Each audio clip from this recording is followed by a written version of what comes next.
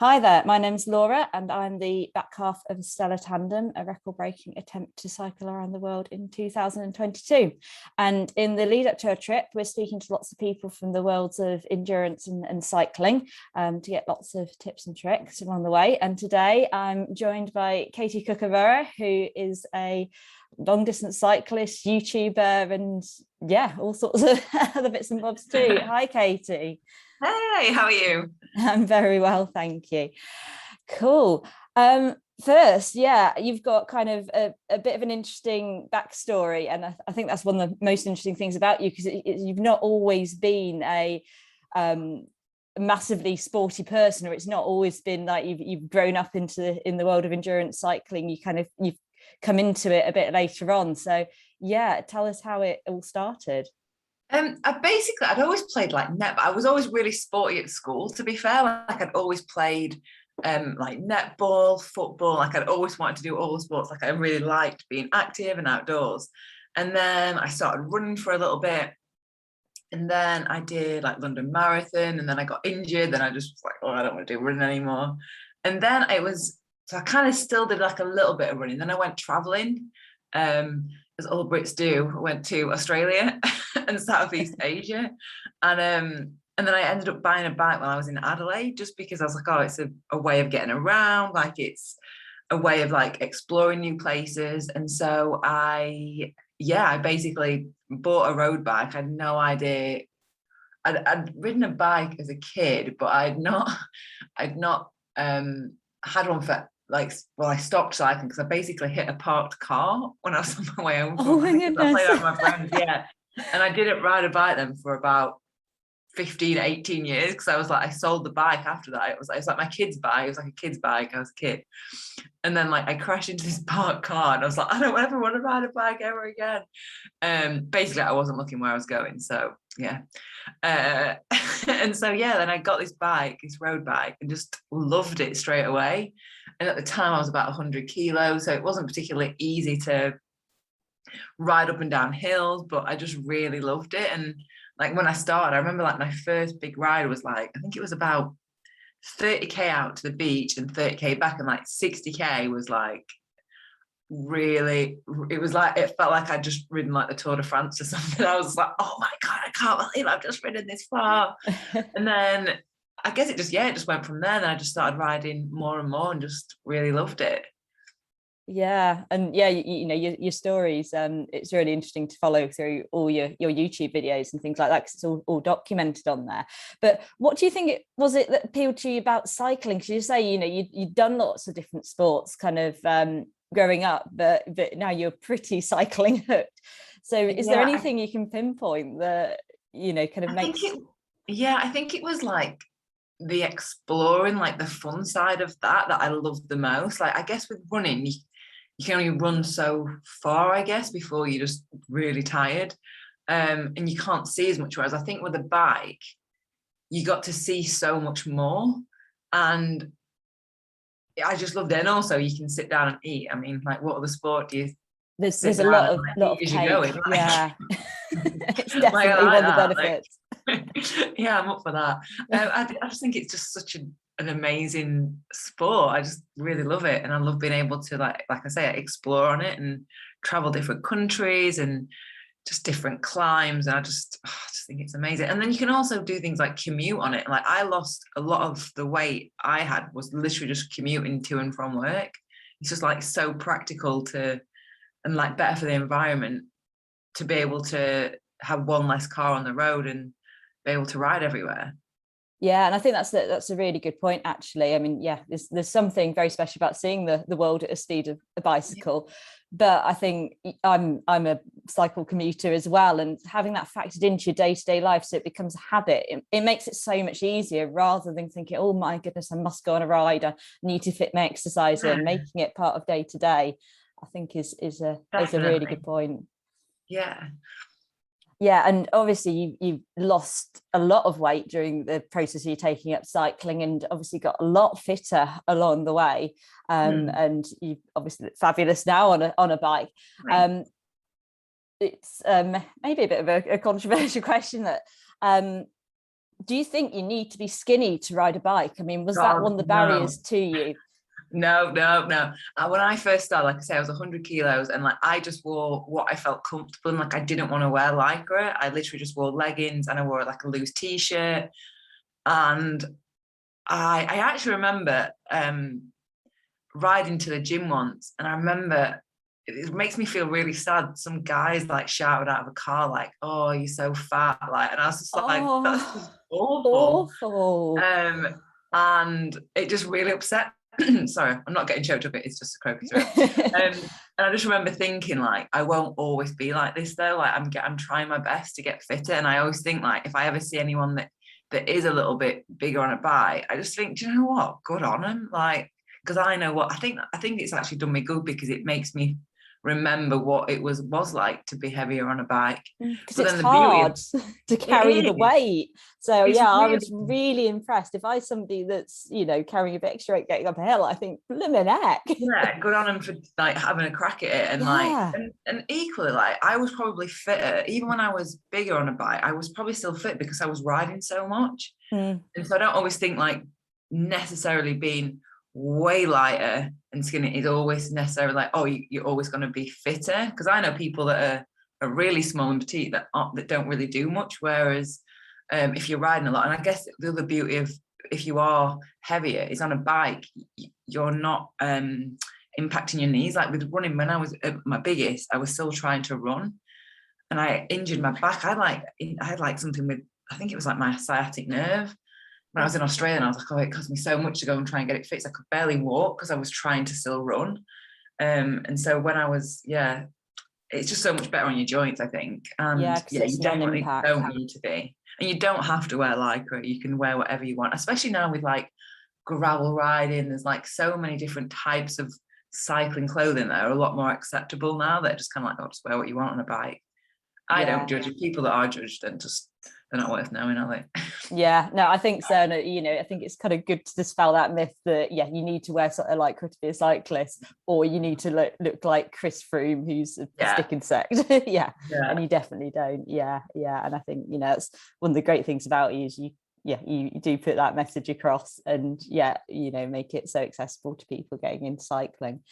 And then, you know, most people who do enjoy cycling, you know, they get into cycling, they join a club, they do a few rides, they might do a bit of Sunday riding and things like that.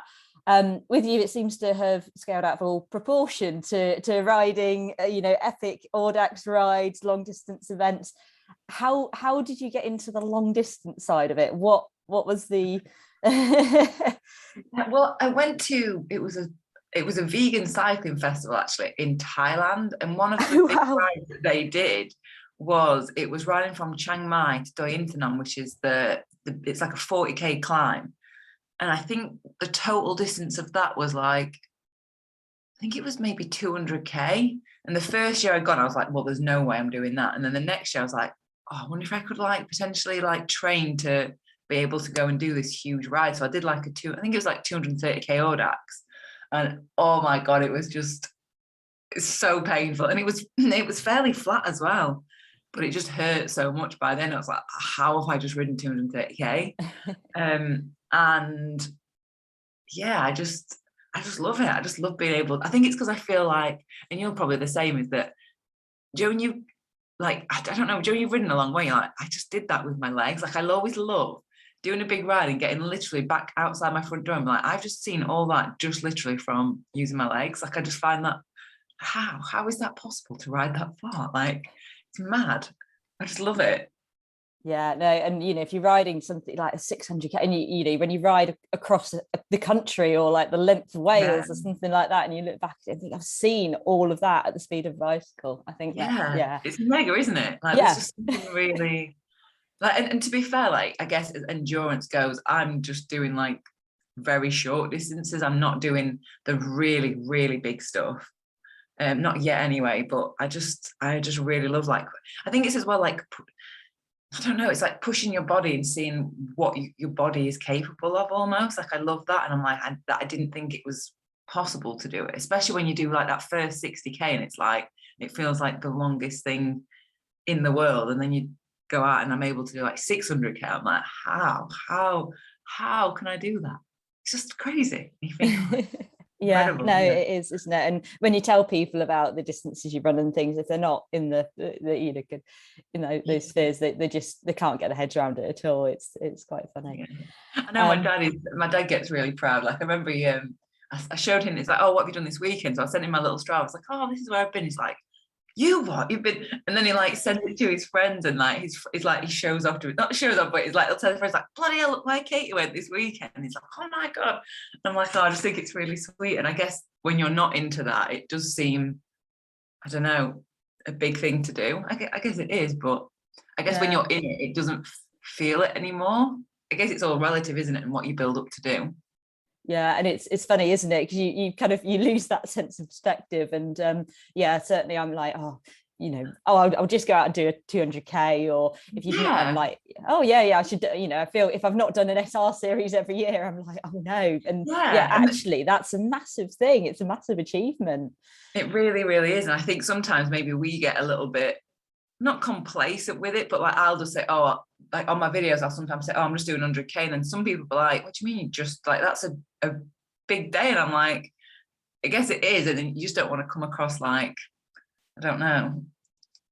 Yeah, you don't want to put anybody off, but but like, I think, it's just 100k, because it is. The idea of doing 100k when I first started was a huge deal, so I don't ever want to try and forget that, because it is definitely a big deal. And then you've done quite a lot of the Audax rides and things like that. Have you had a favorite ride so far? One that's really stood out? Really, one of the best Audaxes that I've ever done. It's called Delightful Dales, and it's 200k. It's an Andy Corliss one, isn't it? It is, yeah. That man is a monster. He is. So if any of the listeners don't know, Andy Corliss is one of the Audax organisers from Burnley, CC, and he just creates like these horrific, hilly, the most brutal rides you can do. But I love him, like we love it, because it's just like, it is a real challenge, and he just always picks a really great route. And that 200, I don't think you go on like a main road once. It's all so remote. It's just a brilliant way of seeing. So if any of you want to do a really nice 200, it's a tough 200, but it's the most beautiful one I think I've ever done. It's just amazing. It's gorgeous. Yeah, it's very, very scenic, isn't it? Yeah, it's so pretty. Yeah, what about you? Which one would you say is your favorite? Oh, that's a good point. You flipped it around now, haven't you? I'd be tempted to say something like the Brian Chapman, as much as I probably would never say that when I'm writing it. What is it like? It's amazing, because that is one where you look at your map afterwards, your Strava, and you've literally ridden the length of Wales and back in hopefully less than 40 hours. And it's one that we've done on tandem now, and that I've also done solo myself, although I almost cracked in the last kind of quarter. What is it like on a tandem though? Oh, it is attritional on a tandem, because it is so hilly. It's such a hilly ride too. It is hilly. I've seen it. The Llanberis Pass. Yeah, there's a big climb up before Machynlleth, but it's beautiful. It's it's like the best way to see Wales.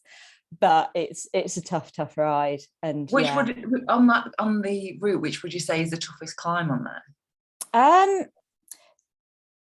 There's nothing particularly steep, so everything is easily get upable, but I think there's a climb that's on the way back. So you head north to begin with. You start at Chepstow in the south, and you ride to Menai Bridge in the north of Wales near Anglesey.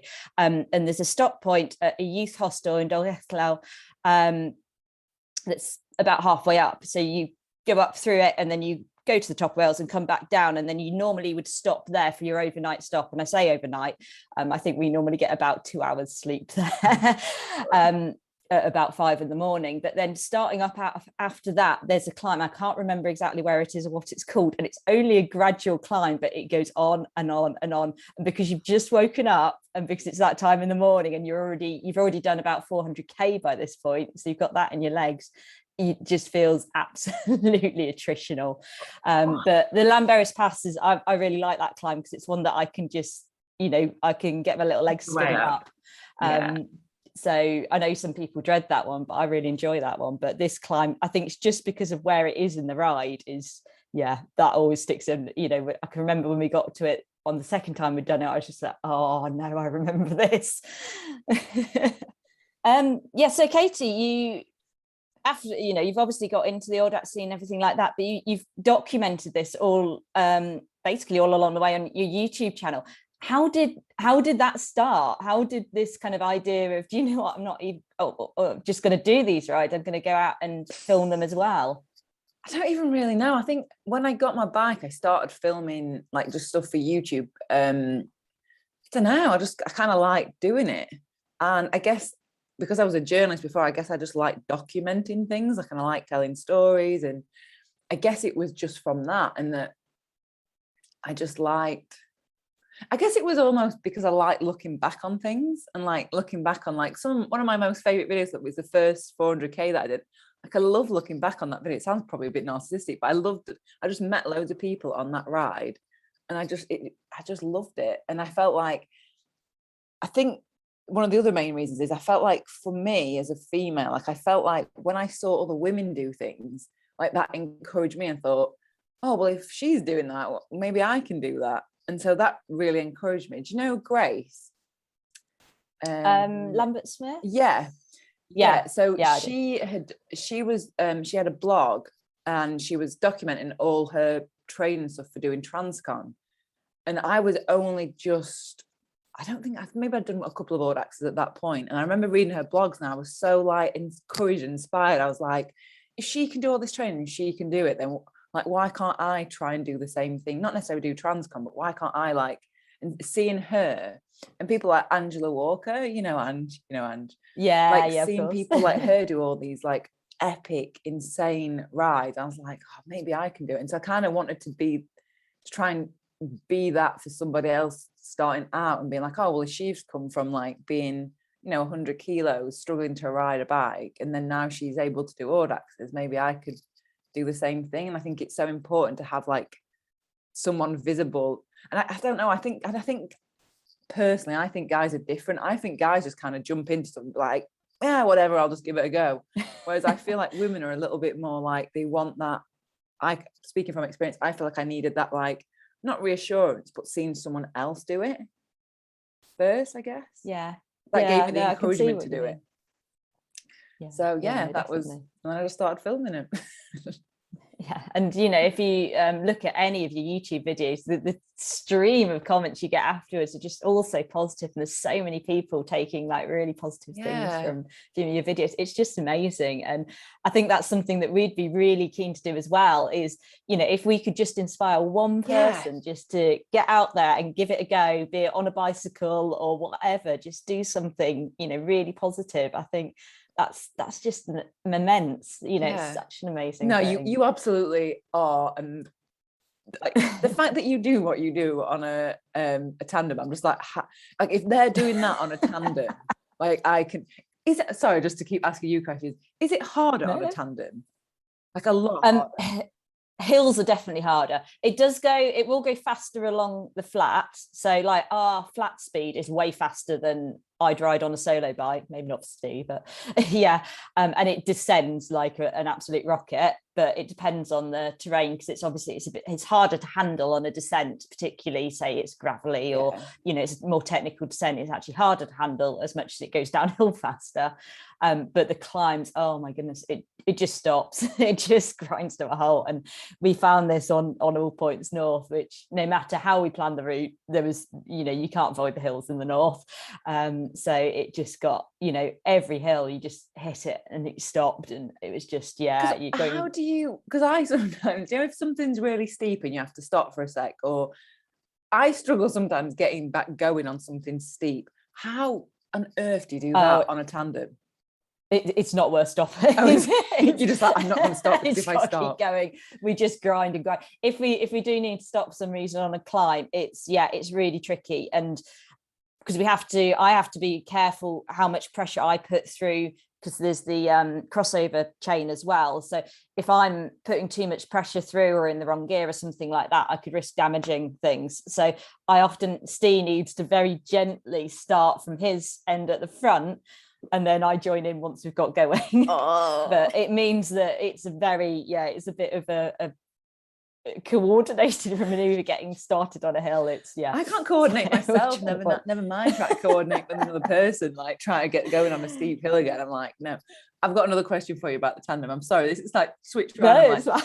Right, so because I always think if I was on a tandem, I would just, sometimes riding with someone else, I'm like, you're going too quick, slow down. How do you, like, what's the word, like agree on like speed and pace? Because I just slow down, and I'm like, hurry up, what are you doing? Like, how do you must obviously be so comfortable with each other in that there's no kind of, that you can be really honest and just be like, go faster or hurry up, or you know what I mean? Like, you've got to be really open. And yeah, I mean, I suppose, Steve always says that if I'm on the back, like, because obviously I can kind of go hands-free a bit, so I can do admin on my phone, so I've done stuff like, check the route, and I can watch a bit of Netflix, watch a bit of Netflix, not quite, but I can check stuff, so I can check like accommodation or things like that on the, but he says he can always tell if I'm on my phone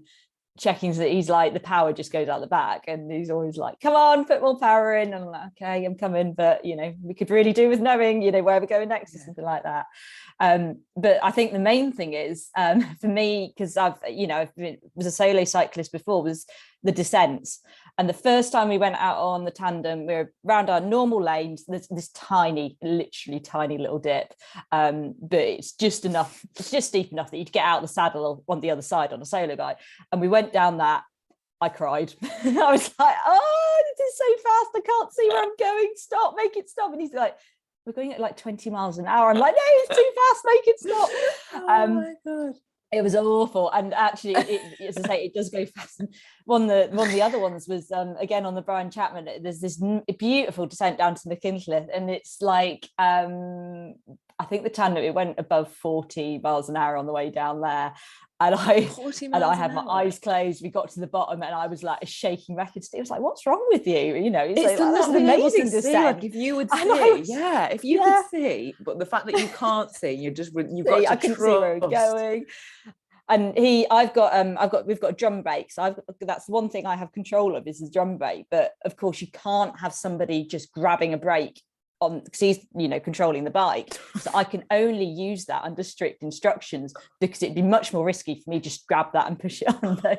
So I'm like hanging onto this brake going, oh my gosh, make it stop.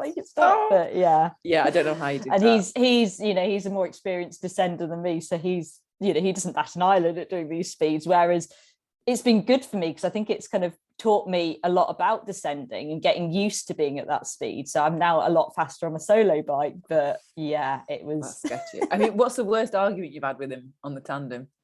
Oh goodness. Actually, we had one, and this was on the name's gone, pair of curtained Audax. So it's a 600 again. I know that one. Yeah, my friend did it, actually. Yeah. I hate the name of it. I really hate the name of that. I don't know why. I don't like it. Sorry. Anyway, sorry.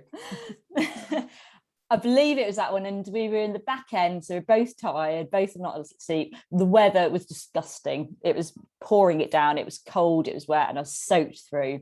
And I was getting quite cold. I had enough to eat. I was quite happy otherwise, but I was getting chilly, and I just wanted to crack on. Steve was hungry, and this is the problem you get on tandem, is if you're out of sync.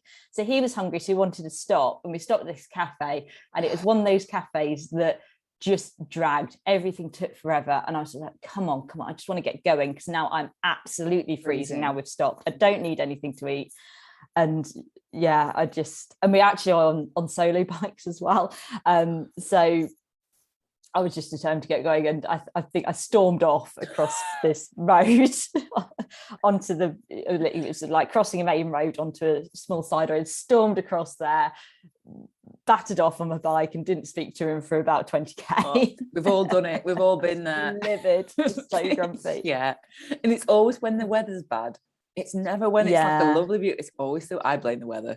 definitely. Yeah, and it's just that thing of being out of sync, and I was just like, if I stop, I just know I'm going to get so cold. But there was no, we could have separated, because he probably could have caught up with me, but even on solos he tends to ride at my speed, just because it's nicer. But yeah, it probably wasn't nice of him at that point. No, we've all been there. We've definitely all been there. Right, I'm going to go back to cushioning you. Sorry, thank you, Val. I've just always wanted to know. I'm like, all right, now I've got you. No, more than. And I bet more people than want to hear it happy as to well. talk So I to guess them. when you're interviewing other people, you never really get like that. I guess the information and stuff from you and learning about more of your stuff. Yeah, no, so yeah, it is great. But one thing I do want to know from you is a bit more about how you managed to film and get your footage on the bike, because I've seen some of your videos actually go into how you manage it, but you've got kind of a few different cameras and techniques and things like that. And what works well? So I use, I've got it here actually. I've got like a main camera that I use, which is like a Sony A7 III, which is like a full frame mirrorless camera. And then I've got a couple of GoPros, and then like a little small compact camera. And I guess it just depends on where. If I'm on the road, I'll generally take the big camera. But if it's going to be something like a really long Audax, then it's just the small ones, because they weigh about, a couple of kilos. So 1.5 kilos on your back or something, it can get quite tiresome on long rides. So yeah, I love the footage from it, and I just think, it's going to be so much nicer. But you just, and I started off filming on my phone, so I think just film whatever you've got, really. Yeah, and your footage, especially off that the bigger camera, it always looks really good. And I've forgotten his name now, but you've got your mate that rides with it on his back, so you can watch you climbing. Which I think is a really cool Richard, idea. So he has that's the GoPro on the back. So if we ever go and do like a really steep climb, or we'll like do a segment of an effort, like because he's so fast, and he'll go ahead of me so he can film me. God, it sounds so narcissistic, doesn't it? How film me climb. I think I just like to I like to see other people like Joe on climb, so that if I'm going to go and do that climb, I can be like, right, I'm going to expect this, this, and this here. Like I just love seeing climbs, and it's so nice to see it from the other direction. Because obviously when you climb it, you only see it from one, and you go, oh, that's actually really pretty that way. Yeah, and I think it's because this is the sort of stuff that you don't normally see, and like even like if you watch pro cycling and things like that, there's only kind of a selection of shots you get, but the way that I think it makes you really involved in the ride. And I think, that's made me really keen to try and get as much footage as I can. And hopefully we've got a bit of a unique perspective with me sat on the back of the tandem, where I can, have a GoPro on. Yeah, definitely. I think probably some of the best are maybe like, what do you use now? At the moment, I have a very cheap action camera GoPro rip-off from Aldi. Do you know what? I think they're really good for like, if you want to record if there's any crashes or anything. But I think if you're doing this and you want the footage forever, I would just say spend the money on like a really nice, like maybe like a little camera or a GoPro, or there's like what's the Insta? Is it Insta Go? The little white little long one.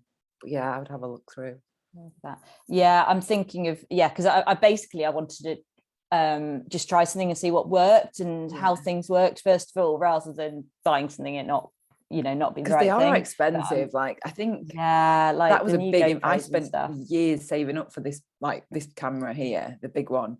And I actually bought it because I was doing Land's End John O'Groats and I wanted to film it. So I did Land's End John O'Groats for that. That was my first ever ride with it. It was literally the longest thing I'd ever done. And I was just like, well, I'm going to have to get used to it. Just chuck it on my back. So yeah, it's pretty good. Yeah. So I reckon, I actually think use your phone.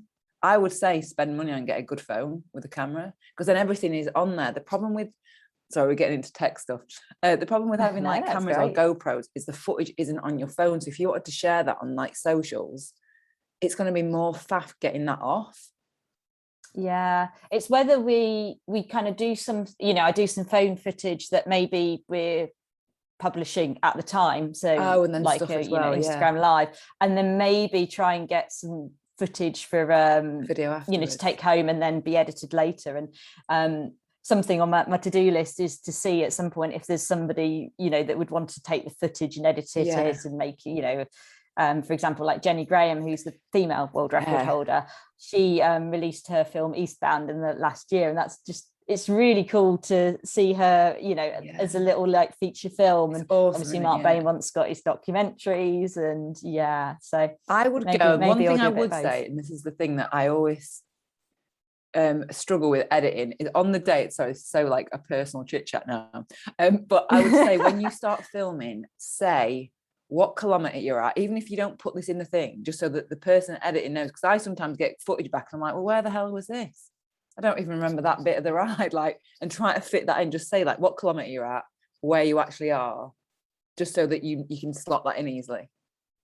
Yeah, that's such a good point, because I've done that before. Now I've started GoPro, and Steve's like, you didn't even say where we were, like, or what, you know. I just feel like it's because then you're just like, well, I don't remember, because especially if what you're doing 180 days worth of footage, like that is will completely lose track. That's a really good point. So I need to remember to say what day it is as well, what day you're on, like what kilometer you're at, because I'll have no idea. Exactly, just so that you can, when you're editing it back, you'll be able to slot it in perfectly. Yeah, I would do that. No, I think that's a really good point, actually. I don't know, because I've balls up so many videos, so I'm like, maybe not, well, that's the thing, aren't in order. Yeah, because I'm just like, I don't remember where you've that done was. it before.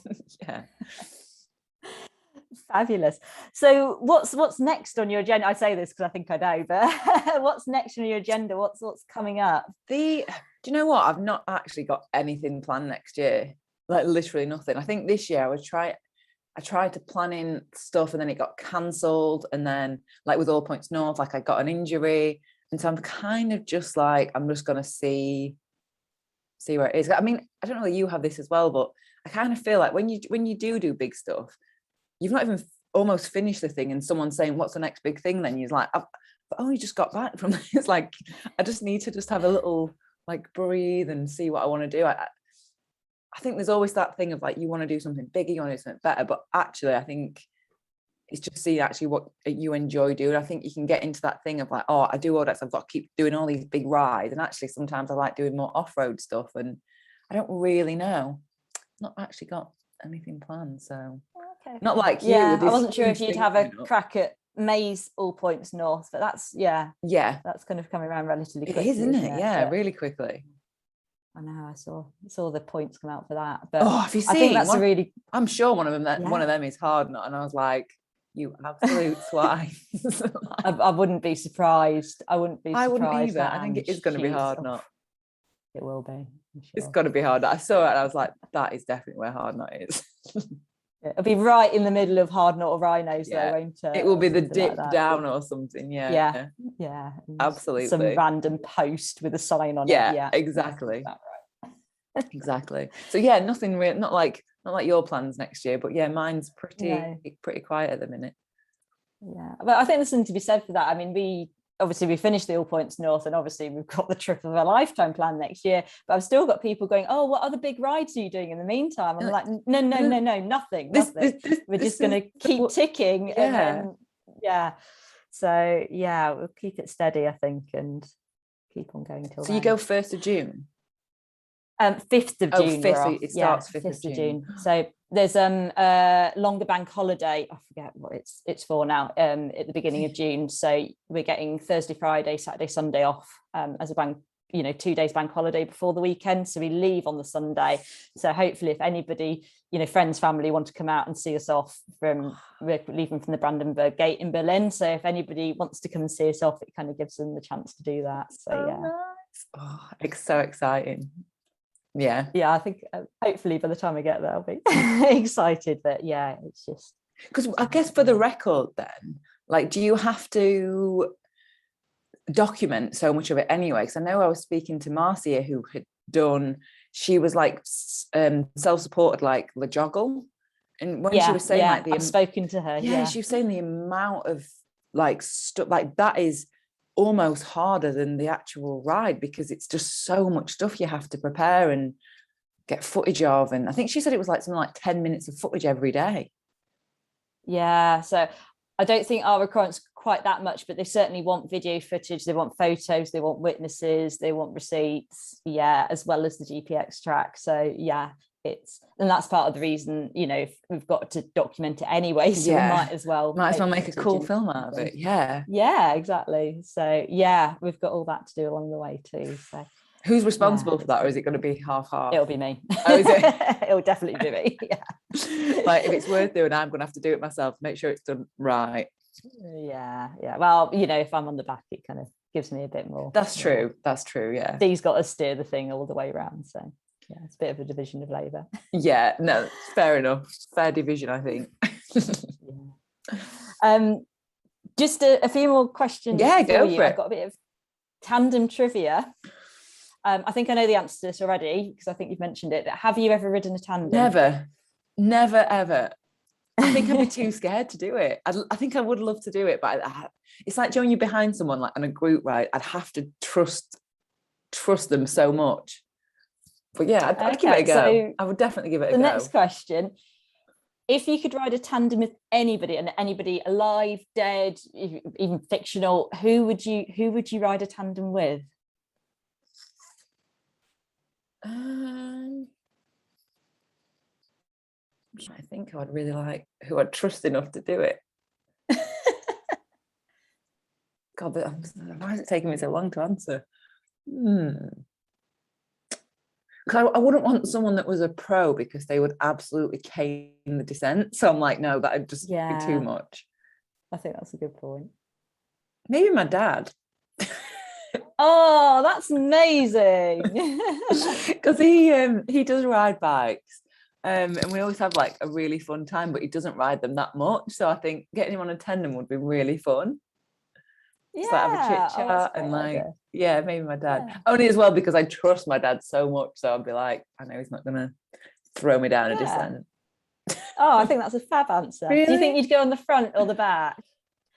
I would probably go on the front. Because I do more riding than him, so I feel like because he used to take me on the back of his motorbike, so I kind of feel like it's like payback, because it's like it's scared. I did not like going on the back of the motorbike. It scared the hell out of me. So yeah, I'd go on the front and then scare him. I'd take him down the fastest end. Awesome. Payback, definitely. And then we often say on the tandem we're like joined by the frame, you know, kind of always together. Have you got anything for your rides that you're joined by the frame to? Is there anything that you have to take on your rides that you couldn't go without, be it a bit of kit, a bit of food? Is there anything that's like do you know what, one thing that I really, really like, and it's I don't know if you've tried them, the Aeropex Aftershocks headphones. Have you heard of these? Okay. So they go on the outside of your ear. They're like the bone ones, aren't they? The bone conductor ones, and you can hear traffic still. So if I'm on like really long solo rides, like if I'm doing like a 600k on my own, I love having them so I'll put like a podcast in, or like not all the time, but like it's almost if I'm starting to feel like, I don't know, like a bit tired or a bit like, I need like a bit of a boost, I'll just put those on. But they're really good. They're like waterproof, like they're really lightweight. Can't even really feel like you've got them on. And then sometimes like you can actually use them as like to make a phone call.